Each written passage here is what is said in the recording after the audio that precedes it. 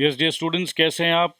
Exams एकदम नज़दीक है और एग्ज़ाम तो भाई कल ही था, मगर फिर भारत बंद। ठीक है, तो ये नोटिफिकेशन आ चुका है कि कल का एग्ज़ाम जो 8 दिसंबर का होने वाला था वो होगा 13 को, राइट? सो 13 को होगा। सो 4 दिन आपको एक्स्ट्रा मिल गए हैं, बट काफ़ी दिन तो एक्स्ट्रा आप लोगों को मिलते जा रहे हैं, मिलते जा रहे हैं, मिलते जा रहे हैं। सो ठीक है, कोई बात नहीं, जो आ जाए अच्छा है।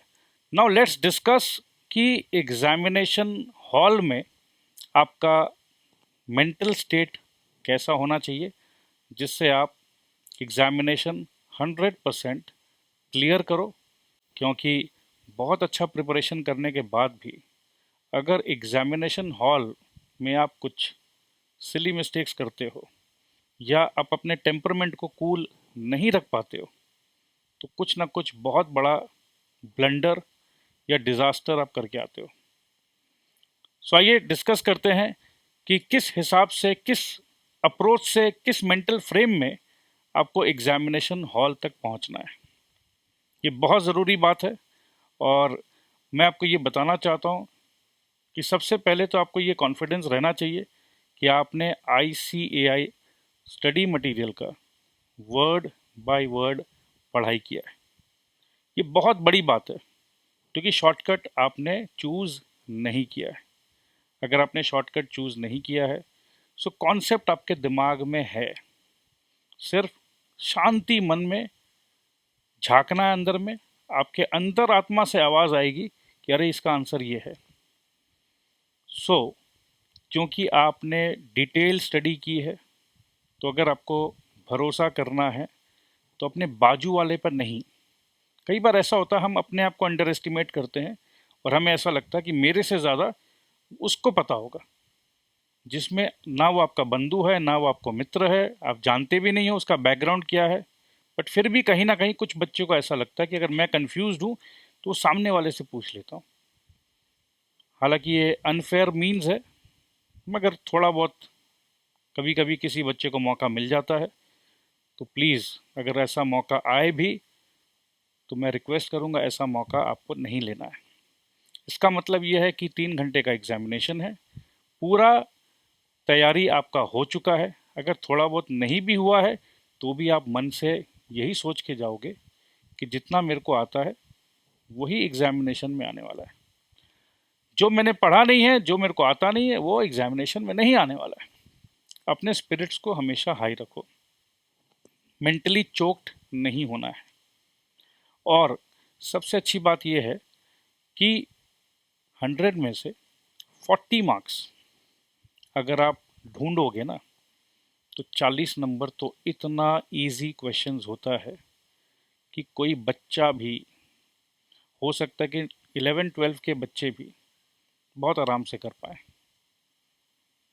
इतना इजी 40 मार्क्स हर पेपर में, 100 मार्क्स के पेपर में 40 नंबर एकदम इजी क्वेश्चंस। बट हम मिस कर देते हैं।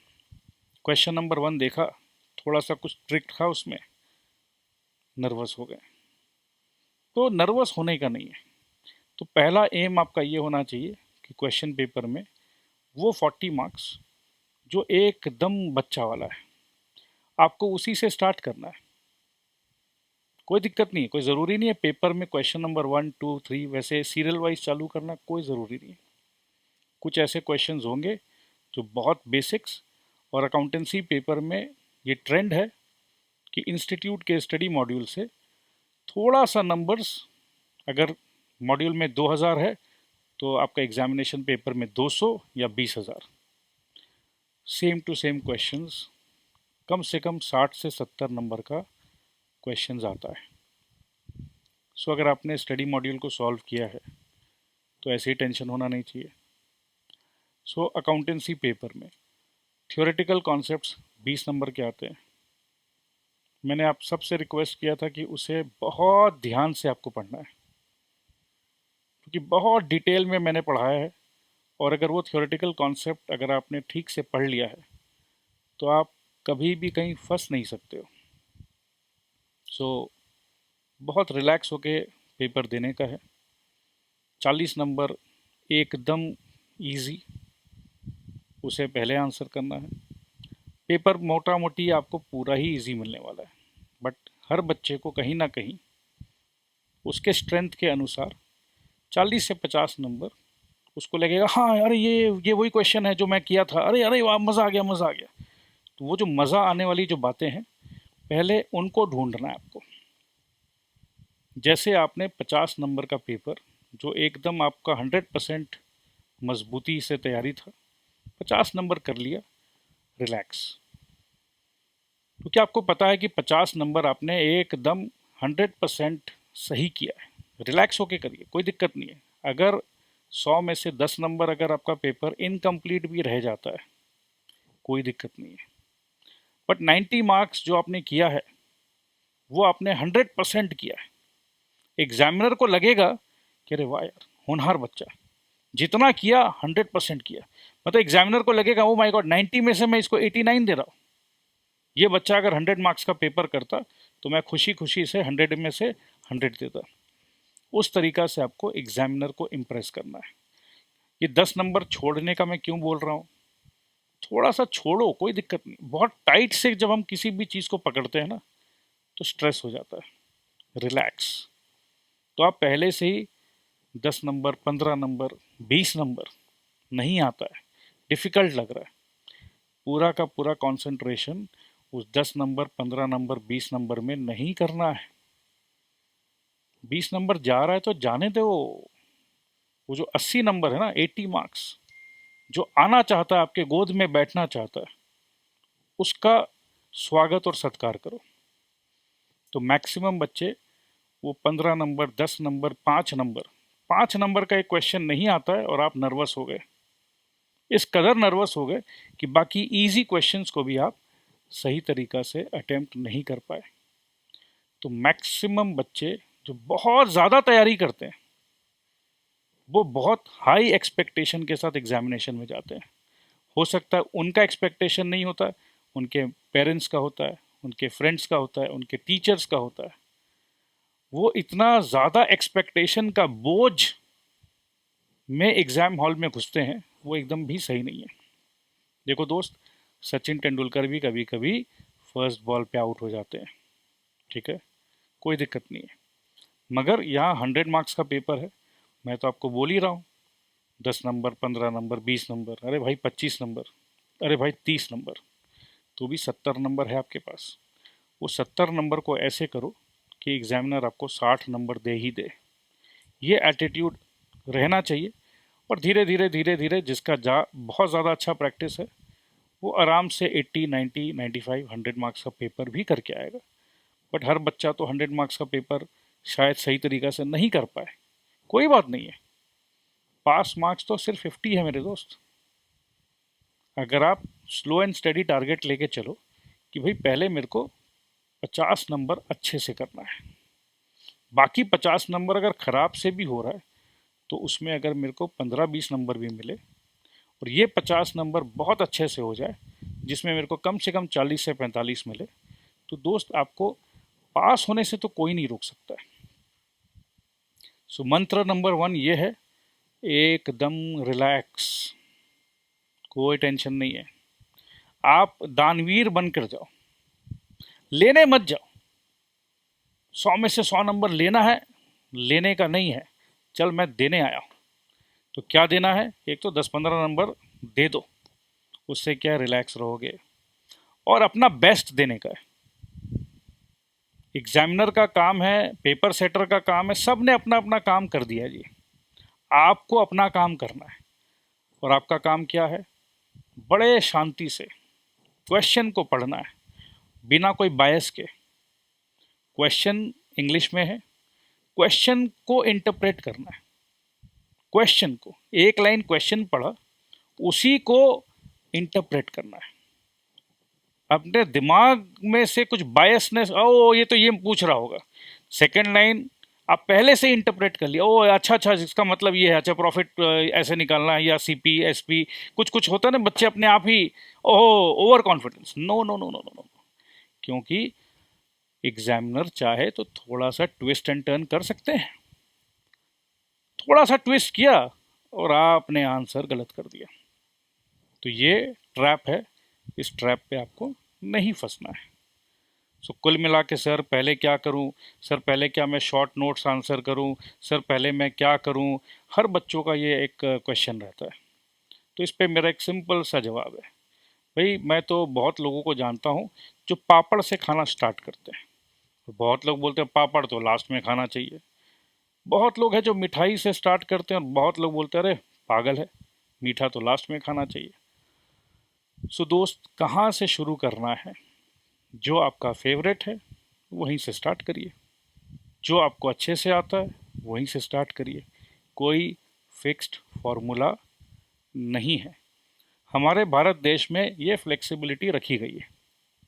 आप देखो हर 10 15 20 किलोमीटर में भाषा बदल जाते हैं, रहन सहन बदल जाते हैं, खान पान बदल जाते हैं।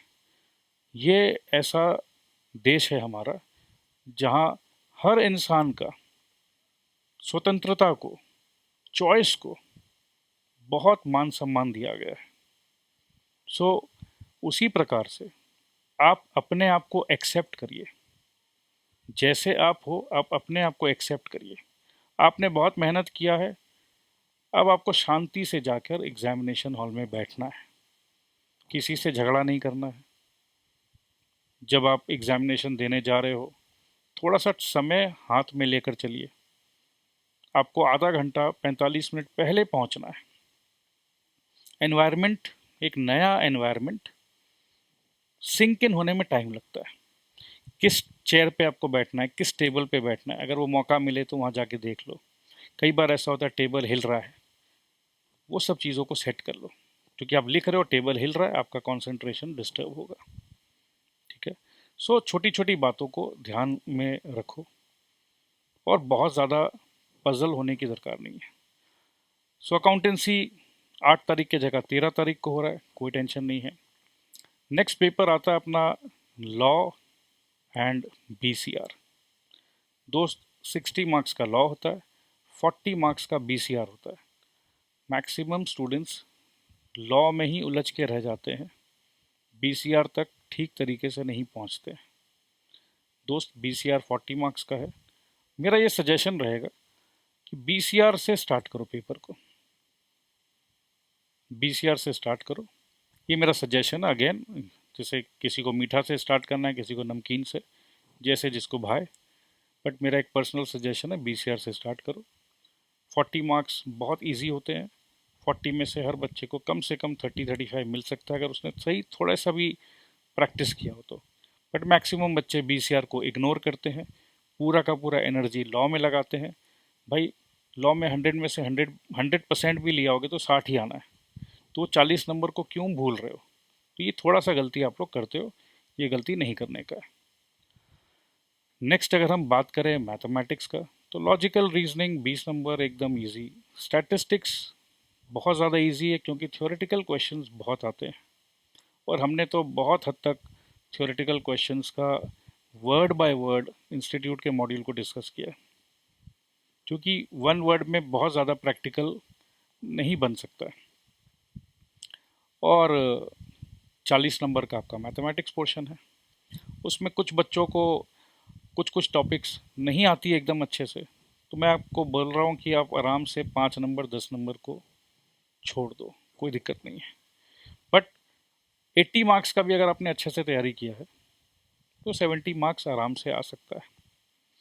वो 10-15 नंबर जहाँ अगर आपको लग रहा है कि मेरी बहुत बड़ी कमज़ोरी है और मैं तो मैथ से शुरू से डरते आ रहा हूँ, 9 10 11 12 में मैंने पढ़ा ही नहीं, तो आप नहीं पढ़ने वाले हो तो कोई दिक्कत नहीं है।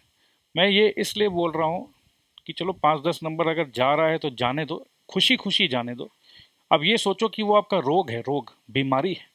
अगर बीमारी को खुद विदा कर देना, ए बीमारी तू जा, तो टेंशन नहीं, उससे संघर्ष नहीं करने का है। ठीक है, तो वो आपका वीकनेस है, लेट इट गो। जो आपका स्ट्रेंथ है उस पर कॉन्सेंट्रेट करना है। इकोनॉमिक्स एंड बीसी के अगेन वेरी वेरी इजी। सो बीसी के में एक चैप्टर है वो जो कंपनीज के बारे में है। अब उसमें कौन डायरेक्टर है, कौन सीईओ है, वो डे टू डे आपको करंट अफेयर्स में ध्यान रखना होगा। बहुत बच्चे हैं जो नहीं रख पाते हैं, कि सर मैगज़ीन पढ़ने का तो आदत ही नहीं है, सर कहाँ से पढ़ें, अभी तो लॉ कंप्लीट नहीं हुआ है, सर अकाउंट्स कंप्लीट नहीं हुआ है, सर मैथ्स कंप्लीट नहीं हुआ है, सर ये नहीं हुआ है, सर वो नहीं हुआ है, और सर याद भी रखेंगे तो सर भूल जाते हैं, और सर अभी कल तक तो ये मिस्टर एल्बर्ट थे, और सर अभी तो वो चेंज होके मिस्टर पिंटो हो गए। तो सर कोई बात नहीं, 2 नंबर का मैटर है, 2 से 3 नंबर का मैटर है भाई, जाने दे। मैं ये जाने दे इसलिए बोल रहा हूँ, कुल मिलाकर अगर आप 10% जाने देते हो तो 90% एकदम आइसक्रीम है, आइसक्रीम। 10% नमक है, तो आइसक्रीम और नमक का तो वैसे भी मेल नहीं है भाई, तो 10% नमक को जाने दो, 90% आइसक्रीम आपके हाथ में है, एकदम एंजॉय करो। सो और आपके मन में कुछ क्वेश्चन हो सकता है क्या, मैं सोच रहा हूँ, आपको लगता है कि मैंने सब कुछ सही कवरेज किया है? अगर आप एज अ स्टूडेंट कुछ अपने दिनों का कुछ आपको याद आ रहा हो? कुछ नहीं आ रहा। सो दोस्तों, रिलैक्स रहिए। मैं बार बार एक ही चीज़ बोलना चाहता हूँ, जितना भी तैयारी किया है, अब अगर कोई बच्चा 50% तैयारी करके एग्जामिनेशन हॉल में जा रहा है, तो भाई तुम्हारे लिए तो ये लॉटरी का टिकट है, भाई हो या बहन हो, ठीक है। सो अगर लॉटरी के टिकट के हिसाब से जा रहे हो और फिर टेंशन क्रिएट कर रहे हो, खुद भी टेंस हो रहे हो, बाकी दोस्तों को भी टेंस कर रहे हो, तो ये गलत है। तो कम से कम कोई भी बच्चा अगर एग्जामिनेशन हॉल में जाए, तो मेरा ये आग्रह है कि कम से कम 75% तैयारी के साथ ही जाना चाहिए, कम से कम। बोलता तो हमेशा हूँ कि 100% तैयारी करो, बट ठीक है, आइडियलिस्टिकली बहुत कुछ हम लोग बोलते हैं, बट रियलिटी में और प्रैक्टिकलिटी में हम लोग अचीव नहीं कर पाते, तो भी 75% एक मिनिमम तैयारी होना चाहिए। सो दोस्तों, all the very best, all the very very very best. और प्लीज़, ये ऊपर का जो हाई सेंटर है ना, ये जो सबको कंट्रोल करता है, इसको अगर बात बात पे गुस्सा अगर आता है, तो विश्वास करो 50% आपके मार्क्स कट गए हैं। जो भी क्रोधी बच्चा है, मैं ये एकदम दावे के साथ बोल सकता हूँ, क्योंकि एक ज़माने में मैं बहुत ज़्यादा क्रोधी इंसान था, मेरे को हर छोटा छोटा बात पे गुस्सा आता था, मैं सब पूरे बोलते हैं ना कि आसमान सर पे उठा के घूमता था। अगर आज मेरा एग्जामिनेशन है, तो पूरा घर वाला मेरे को सर्विस दे, अरे भाई पता नहीं आज मेरा एग्ज़ाम है, तो भाई उतना इम्पोर्टेंस मत दो अपने आप को। शांति, आप एग्जिस्ट करते हो, वो आपको ढिंडोरा पीट पीट के ज़ोर ज़ोर से बताने का नहीं है, आपका अचीवमेंट जो है वो सबको बताएगा, क्योंकि दुनिया में हम अपने बारे में क्या सोचते हैं उसका कोई वैल्यू नहीं है दोस्त। मैं एकदम अपनी एक्सपीरियंस बता रहा हूँ, ठीक है। मगर जब आप वाकई कुछ अचीव करते हो, जब आप एफर्ट्स में खो जाते हो, तो उस एफर्ट्स का ऑटोमेटिक रिजल्ट, जैसे भगवान कृष्ण ने कहा था, कर्म कर फल की इच्छा मत कर। फल की इच्छा मत कर, फल तो ऑटोमेटिकली मिल ही जाएगा, ऑटोमेटिक आएगा। अगर बीज बोया है, पानी डाला है, खाद डाला है, धूप मिला है, तो वृक्ष तो बनेगा ही, फूल भी आएंगे और फल भी आएंगे। बट आप रिलैक्स्ड होके चल रहे हो, और जिस दिन आपके पेड़ में फल आ जाएगा ना दोस्त, तो पूरा मोहल्ला आ जाएगा आपके पास, अरे तुम्हारे पेड़ में वो फल है, मेरे को दे दो। तो वेट फॉर दैट टाइम।